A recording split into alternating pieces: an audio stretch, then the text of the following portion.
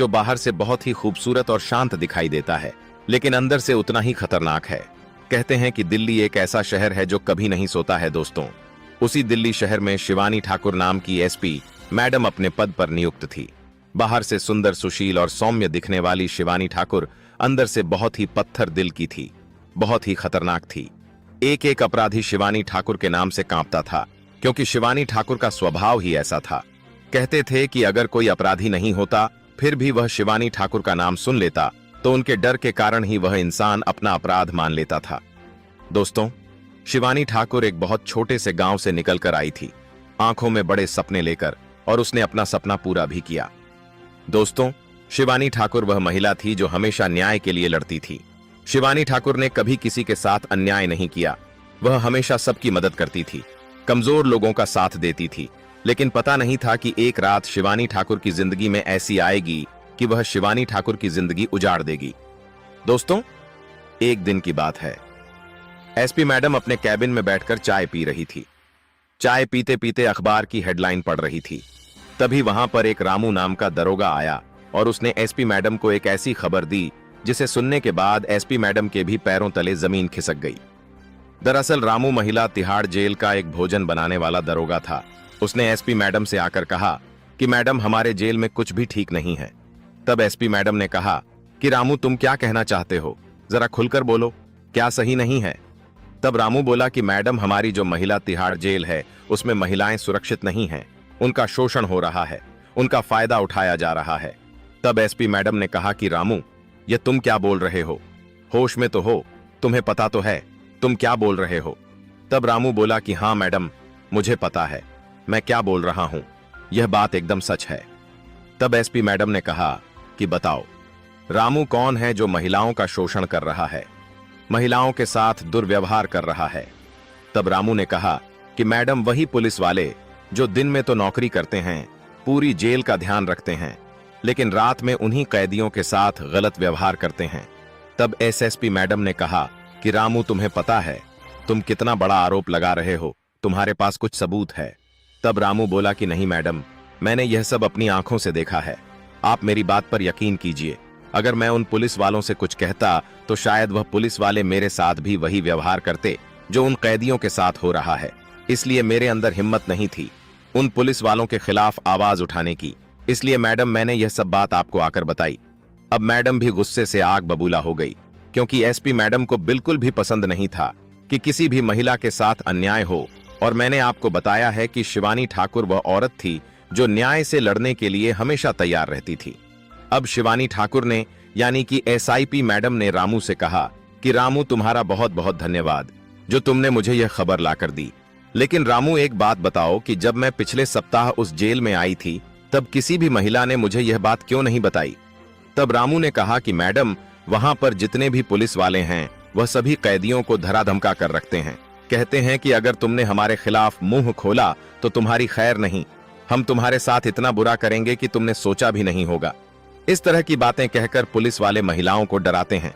तब SP madam बोली कि रामू, तुम्हारा बहुत बहुत धन्यवाद जो तुमने हिम्मत दिखाई। मैं तुम्हें सरकार से कुछ ना कुछ अवार्ड जरूर दिलवाऊंगी, लेकिन सबसे पहले मुझे यह बताओ कि इन सब तरह का व्यवहार कब होता है? तब रामू ने बताया कि मैडम, जब सारे पुलिस वाले दिन भर अपनी ड्यूटी करके थक जाते थे तब वह रात को उस महिला कैबिन के पास जाते थे जहां पर सभी महिलाएं अपनी सजा काट रही होती हैं। तब एसपी मैडम ने कहा कि कोई बात नहीं रामू, तुम जाओ और मुझे हर एक खबर देते रहना। मैं आज शाम को ही उस जेल का निरीक्षण करने आ रही हूं। अब शिवानी ठाकुर के दिमाग में यही बात चल रही थी कि आखिर महिलाओं के साथ ही ऐसा क्यों होता है, क्यों हर बार महिलाओं को ही झुकना पड़ता है? दोस्तों, कहते हैं कि महिला का जीवन बहुत कठिन होता है। अगर कोई महिला गलत होती है तो पूरा समाज उसके खिलाफ खड़ा हो जाता है, कोई साथ नहीं देता है। लेकिन वह भी एक महिला है, उसे भी किसी के सहारे की जरूरत होती है और एक महिला ही दूसरी महिला को समझ पाती है। एसआईपी मैडम भी उन महिलाओं का दर्द समझती थी, इसीलिए आए दिन सबसे जाकर जेल में मिलती थी। अब दोस्तों, उसी दिन शाम को एसआईपी मैडम जेल का निरीक्षण करने पहुंची। जब एसपी मैडम ने सब कुछ देखा तो एसपी मैडम को बाहर से तो सब कुछ अच्छा लग रहा था, लेकिन आंधी रात में उस जेल के अंदर क्या हो रहा था वह सिर्फ वहां की कैदी महिलाएं ही जानती थीं। अब एसएपी मैडम ने सब लोगों से पूछताछ की, सारी कैदियों से बात की, लेकिन किसी भी कैदी की हिम्मत नहीं हो रही थी कि वह एसआईपी मैडम को एक इशारा ही कर दे या कुछ बताने की कोशिश करें। तब एसआईपी मैडम समझ गई थी कि यह सब अपना मुंह ऐसे नहीं खोलेगी। दोस्तों, दूसरे दिन एसआईपी मैडम वापस अपने कैबिन में बैठकर यही सोचने लगी कि आखिर में इन सब का भांडा कैसे फोड़ूं, कैसे उन पुलिस वालों को बाहर लेकर आऊं जो महिलाओं का शोषण कर रहे हैं, उनके साथ गलत व्यवहार कर रहे हैं, उनका फायदा उठा रहे हैं। तब एसएसपी मैडम ने सोचा कि अगर मुझे पर्दाफाश करना है तो मुझे ही आज रात जेल में कैदी बनकर जाना पड़ेगा। अब दोस्तों, वह रात आ ही गई थी जिस रात ने एसपी मैडम की जिंदगी उजाड़ दी थी। लेकिन किस तरह एसपी मैडम इन सब से लड़ी और जीती, यह भी मैं आपको वीडियो में आगे बताऊंगा। दोस्तों,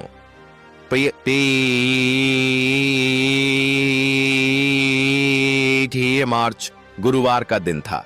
रात के 2 बज रहे थे। कुछ पुलिसकर्मी ड्यूटी पर सो रहे थे, कुछ पुलिसकर्मी रखवाली कर रहे थे और कुछ पुलिसकर्मी महिलाओं के साथ इस मौज मस्ती कर रहे थे और उनका फायदा उठा रहे थे। अब एसपी मैडम भी कैदी के कपड़े पहनकर तिहाड़ महिला जेल में घुस गई, लेकिन उसे यह पता नहीं था कि वह जिंदा बाहर आएगी या नहीं भी आएगी, क्योंकि कहते हैं कि जेल एक ऐसी जगह है जहां पर खून भी माफ होता है। अगर कोई कैदी किसी कैदी की हत्या कर दे तो वह भी माफ होता है। अगर कोई पुलिस वाला किसी कैदी को मारे तो भी वह माफ होता है। अब दोस्तों, रात के 3-9 बजे कैदी के कपड़े पहनकर शिवानी ठाकुर सबसे पहले जेल के अंदर पहुंची और उसी इलाके में गई जहां पर महिलाएं अपने कैबिन में बंद थीं। उस कैबिन के बाहर कुछ पुलिस वाले बैठे हुए थे, जो कुछ लोग महिलाओं से डांस करवा रहे थे, कुछ लोग महिलाओं से पैर दबा रहे थे, कुछ पुलिस वाले महिलाओं के साथ गलत व्यवहार कर रहे थे। जब एएसपी मैडम ने यह सब कुछ देखा तो उनके पैरों तले भी जमीन खिसक गई। अब एएसपी मैडम को यह तो पता था कि वह अगर जेल में जा रही है तो उसे कुछ ना कुछ तो सबूत चाहिए ही होंगे न्याय दिलाने लिए, नहीं तो एसएसपी मैडम खुद ही फंस सकती थी। तब एसएसपी मैडम जब उस जेल में उस रात आई तो एसपी मैडम एक गुप्त कैमरा और एक छोटा सा माइक अपने कॉलर में लगाकर गई। जैसे ही एसपी मैडम वहां पर गई तो एक पुलिस वाला एसपी मैडम के पास आया और कहने लगा कि तुम कौन हो? मैंने तो तुम्हें आज तक यहां पर नहीं देखा, तुम्हारा नाम क्या है? तब एसपी मैडम ने कहा कि साहब, मैं आज ही आई हूं, सुबह ही मुझे यहां पर लाया गया है। तब एक पुलिस वाले ने कहा कि तुमने क्या अपराध किया है? तब एसपी मैडम ने कहा कि साहब, मेरे ऊपर चोरी का आरोप लगा है, लेकिन मैंने कुछ नहीं किया है। तब 2-3 पुलिस वाले वहीं पर मौजूद थे और वह कहने लगे कि सब यही कहते हैं कि मैंने कुछ नहीं किया है, तुम्हारा नाम क्या है? तब एसपी मैडम ने अपना नाम रुक्मणी बताया। अभी नाम बहुत अजीब था, इसलिए वहां पर जितने भी पुलिस वाले थे वह सभी यह नाम सुनकर जोर जोर से हंसने लगे और मजाक बनाने लगे।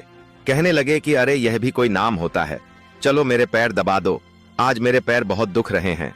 तब एसपी मैडम ने कहा कि साहब, मैं यहाँ पर सिर्फ अपनी सजा काटने आई हूँ और अभी तक यह प्रूफ नहीं हुआ है एल की मैंने ही हत्या की है, मैं आपके पैर क्यों दबाऊं? तब 2 दरोगा बोले कि हे, जरा सवाल जवाब मत करो, चुपचाप जैसा सर कह रहे हैं वैसा करो, वरना अभी तो मैं ऐसे कैबिन में ले जाऊंगा कि तुम उस कैबिन से बाहर आने लायक नहीं रहोगी। तब एसपी मैडम कहने लगेंगी, चाहे कुछ भी हो जाओ, मैं यहाँ पर पुलिस वालों के पैर दबाने नहीं आई हूँ, मैं यहाँ पर अपनी सजा काटने आई हूँ। मुझे झूठे आरोप में फंसाया है, मुझे माफ कर दो, मैं आपके पैर नहीं दबाऊंगी। एल। तब एक महिला आई और उसने कहा कि बेटा, यह जो बोल रहे हैं वैसा करो, अगर नहीं किया तो यह तुम्हें बहुत जलील करेंगे, तुम्हें बहुत मारेंगे। तब एसपी मैडम कहने लगे कि नहीं, तुम इनसे क्यों डरती हो? तब वह महिला बोली कि बेटा, हमें डर कर रहना पड़ेगा, क्योंकि यहाँ पर इनका ही राज्य चलता है, यह जो कहेंगे हमें वही करना पड़ेगा। तब मैडम कहने लगी कि तुमने आज तक इनके खिलाफ आवाज क्यों नहीं उठाई? इतने में डरों का आया और उसने एएसपी मैडम का हाथ पकड़ लिया और कहने लगा कि चलो, बहुत ज्यादा सवाल जवाब करने आ रहे हैं ना तुम्हें, चलो तुम्हें ऐसे हालात में लेकर जाता हूं कि तुम वहां से बाहर नहीं आ पाओगी।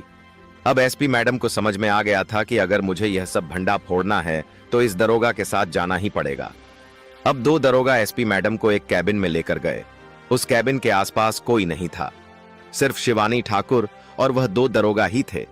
वह दरोगा कहने लगे कि बताओ तुम्हारा नाम क्या है और क्यों यहां पर आकर इतना सवाल जवाब कर रही हो? ज्यादा गर्मी छड़ी है। एल।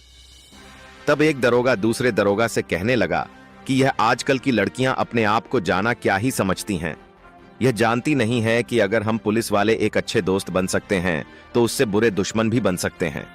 तब एसपी मैडम कहने लगे कि साहब, आप दोनों मुझे यहाँ पर क्यों लेकर आए हो? मैंने क्या गलत कहा? तब वह दोनों दुर्गा कहने लगे कि चुपचाप यहीं बैठी रहो, अभी आधे घंटे में हमारे साहब आएंगे, वही तुम्हारी सारी हेकड़ी निकालेंगे। इतने में एसपी मैडम का दिमाग चला और एसपी मैडम ने उन दोनों दरोगाओं को अपनी सच्चाई बता दी। लेकिन क्यों बताई, इसके पीछे भी मैं आपको एक कारण बताता हूं। वह डेपी जो दोनों दरोगा थे, उनकी पोस्टिंग 1 महीने पहले ही हुई थी और वह अपनी नौकरी से भी बहुत प्यार करते थे। लेकिन सिस्टम के चक्कर में उन्हें ऐसा बनना पड़ा और सिस्टम ने ही उन्हें ऐसा बनाया जब उस जेल के कैबिन में 2 दरोगा और एसपी मैडम के अलावा कोई नहीं था। तब एसपी मैडम ने कहा कि तुम दोनों का नाम क्या है? तब एक दरोगा ने अपना नाम कुणाल बताया और दूसरे दरोगा ने अभिषेक बताया। तब एसपी मैडम कहने लगी कि तुम मुझे जानते हो, मैं कौन हूं? तो वह दोनों कहने लगे कि हम नहीं जानते तुम कौन हो, लेकिन तुम कुछ ज्यादा ही अंदर चटर पटर कर रही थी। अभी हमारे साहब आएंगे और तुम्हारी सारी हेकड़ी निकालेंगे। तब एसपी मैडम बोली कि मैं दिल्ली के एक थाने की एसपी हूं और यह चीज मैं तुम्हें इसलिए बता रही हूं क्योंकि अब तुम्हें भी मेरा साथ देना पड़ेगा। तब वह दोनों दरोगा एएसपी मीना की बात में नहीं आते हैं और मजाक उड़ाने लगते हैं। कहते हैं कि अरे वाह, तुम एएसपी हो तो हम भी प्रधानमंत्री हैं, यह नरेंद्र मोदी और मैं राहुल गांधी, ऐसे कहकर एएसपी मीना का मजाक उड़ाने लगे। तब एएसपी मीना ने गुस्से में कहा कि तुम भूल रहे हो कि किसके साथ बदतमीजी कर रहे हो। तुम हमेशा हमेशा के लिए अपनी नौकरी से हाथ धो बैठोगे। मेरा साथ दे दो, नहीं तो तुम्हारी जिंदगी जेल में कटेगी। तब वह दोनों पुलिस वाले डर गए थे क्योंकि एसपी मैडम पूरे आत्मविश्वास के साथ बोल रही थी। एल। तब एसपी मैडम ने अपनी जेब में से एक कार्ड निकाला और वह कार्ड जब उन दोनों दरोगा को दिखाया तो वह दोनों दरोगा खड़े खड़े थरथराने लगे, कांपने लगे और एसपी मैडम के पैर में गिरकर बोलने लगे कि मैडम, हमें माफ कर दो जो हमने आपको नहीं पहचाना। मैडम, हमसे बहुत बड़ी गलती हो गई। तब 1 मिनट में कहा कि मैंने तुम्हें एक ही शर्त पर माफ करूंगी, अगर तुम मेरी मदद करोगे तो। तब वह दोनों द्वारा कहने लगे कि हाँ मैडम, आप जो कहेंगे हम वो करेंगे। एल, हम आपकी मदद करने के लिए तैयार हैं। तब एसपी मैडम ने कहा कि मुझे बताओ, हर रोज हर रात इस जेल में महिला कैदियों के साथ क्या होता आ रहा है? तब वह सारी ही बात उन दोनों दरोगा ने बताई जो एसपी मैडम को रामू ने बताई थी। तब एसपी मैडम को यकीन हो गया था कि हाँ, यह सच है, रामू ने उस दिन जो बताया वह सच है। तब एसपी मैडम ने उन दोनों दरोगाओं को अपना गुप्त कैमरा और माइक दिया और कहा कि मेरे पास तो एक माइक और गुप्त कैमरा है ही, लेकिन यह लो, तुम भी इस गुप्त कैमरे और माइक को ले जाकर वहां पर जो कुछ भी हो रहा है उसे कैमरे में कैद करो और मुझे लाकर दो। अब वह दोनों डरों का बहुत डर रहे थे, घबरा भी रहे थे। तब एचपी मैडम ने कहा कि घबराओ मत, मैं तुम्हारे साथ हूं। तुम दोनों को मैं अच्छे से जानती हूं, पिछले महीने ही तुम्हारी यहां पर पोस्टिंग हुई है। तब वह दोनों का कहने लगे कि मैडम, आपने हमें कैसे पहचाना? तब एसआईपी मैडम ने उन दोनों बच्चे दरोगा का नाम तो देख ही लिया था, उनके माता पिता के बारे में भी थोड़ा बहुत बता दिया। तब वह दोनों दरोगा एसआईपी मैडम की बात मान गए। एल और एसआईपी मैडम ने थोड़ी सी उन्हें हिम्मत दिखाई। अब वह दोनों दरोगा कैमरा और माइक लेकर वहां पर चले गए जहां पर सारे पुलिस वाले बैठे हुए थे और महिला कैदियों का शोषण कर रहे थे। सब कुछ कैमरे में रिकॉर्ड करके दोनों पुलिस वालों ने एसपी मैडम को सब कुछ रिकॉर्ड करके लाकर दे दिया और एसपी मैडम तुरंत उसी वक्त जेल से बाहर चली गई। जब वह दोनों दरोगा वापस से उन पुलिस वालों की महफिल में गए तो उनमें से उनके 2 अधिकारियों ने पूछा कि अरे तुम यहां पर क्यों आ गए? वह महिला कहां गई जो बहुत जरा सवाल जवाब कर रही थी? जरा मैं भी उससे अकेले में जाकर कुछ सवाल जवाब कर लूं। लेकिन उन दोनों दरोगाओं की मुंह खोलने की हिम्मत नहीं हो रही थी। एल, क्योंकि एसपी मैडम ने उन दोनों अभिषेक और कुणाल को कहा था कि अगर तुमने उन पुलिस वालों को बताया कि मैं एएसपी थी और यहां पर कैदी बनकर आई थी तो मैं तुम्हारा भी वही हाल करूंगी जो उनका होने वाला है। एल, तब वह दोनों दरोगा ने एचपी मैडम को वादा किया कि मैडम, हम वादा करते हैं कि हम नहीं बताएंगे कुछ भी, हम चुपचाप जाकर बैठ जाएंगे। तब वह दोनों दरोगा अपने पुलिस अधिकारियों से कहने लगे कि अरे साहब, उस महिला को तो हमने ही सबक सिखा दिया, छोड़ो आप। तब वहां पर जो हुआ उसे देखकर आप भी और सुनकर आप भी हैरान रह जाएंगे। एसपी मैडम उस रात उस जेल से तो निकल गई। एसपी मैडम दूसरे दिन सुबह वह सारे सबूत लेकर पुलिस हेडक्वार्टर में पहुंची और अपने अधिकारियों को वह सब वीडियो बताई। उसके बाद एसपी मैडम के साथ सारे पुलिस अधिकारी उस जेल में गए और उन सभी पुलिस वालों को हमेशा हमेशा के लिए नौकरी से बाहर निकाल दिया और सस्पेंड कर दिया। तब पूरे पुलिस फोर्स में एसपी मैडम की बहुत तारीफ हुई। जितनी भी कैदी महिलाएं थीं, उन्होंने भी एसपी मैडम के हाथ जोड़े और कहा कि एसपी मैडम, आपका बहुत बहुत धन्यवाद, जो हमें इस नर्क से बचाया। हम बहुत परेशान हो गए थे, किसी से कह नहीं पाते थे, कोई हमारी सुनता नहीं था।